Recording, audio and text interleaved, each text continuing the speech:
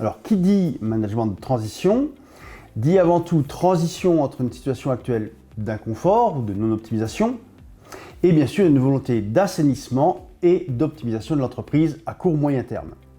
Problématique qui repose quasiment toujours sur une carence d'un manager aux missions qui vont être celles confiées au manager de transition. Et là, je dirais il y a deux grands cas.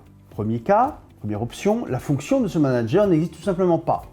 D'une certaine façon, je dirais, bien que ça ne se voit pas forcément, elle manque tout simplement d'organigramme, ce qui génère diverses pollutions, du type surcharge de travail pour certains, et bien sûr manque de fluidité de performance dans un bon nombre de processus. Deuxième cas, le manager a existé, il a tenu cette place, mais depuis quelque temps, il n'est plus là. Cerise sur le gâteau, il avait peut-être laissé derrière lui une situation sinistrée économiquement et socialement, situation qui en fait ne cesse de se dégrader.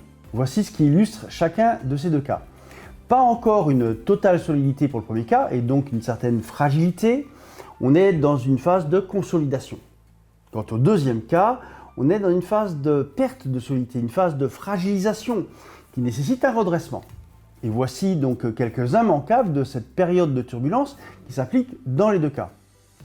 Fonte de la trésorerie ou grignotage des performances, déclin ou estompe du climat social, perte de légitimité auprès des parties prenantes majeures et perte de marché.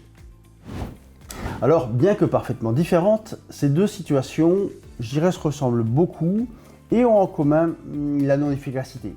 3 à 6 mois de ce régime sont pénibles mais limite supportables. Par contre, 1 an peut conduire à la mort. Le challenge ici du manager de transition est de prendre les choses en main à vif et de conduire un tournant puissant, rapide. Je dirais pour donner une image, il doit faire en sorte que le Titanic ne rencontre pas l'iceberg. Dans le premier cas, il doit consolider la voilure et dans le deuxième cas, il doit redresser la barre.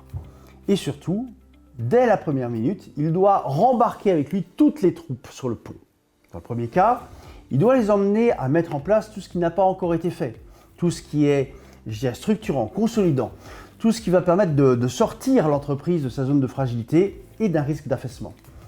Dans le deuxième cas, il doit les emmener à la reconquête de tout ce qui a été désagrégé. Souvent ici, il y a une certaine urgence pour faire en sorte que l'embarcation ne prenne pas l'eau ou ne prenne plus l'eau.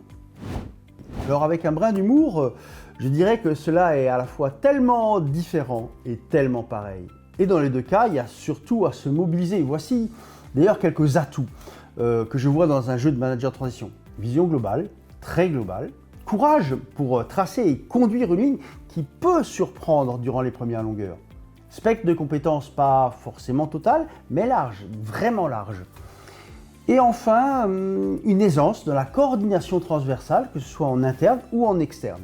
Voici aussi quelques cartes maîtresses au sein de l'entreprise qui accueille et qui confie la mission. D'abord, traîner le moins possible avant de faire help. Ensuite, avoir de l'humilité, de la remise en cause et donner les rênes au manager de transition. Enfin, définir un interlocuteur unique en face de lui et faire un bilan de façon hebdomadaire ensemble. Voici enfin ce que je crois être les ingrédients essentiels du succès. Tout d'abord, un réel sentiment de confiance dans votre choix du manager de transition. Un réel ici coude à coude entre la direction en place et le manager de transition.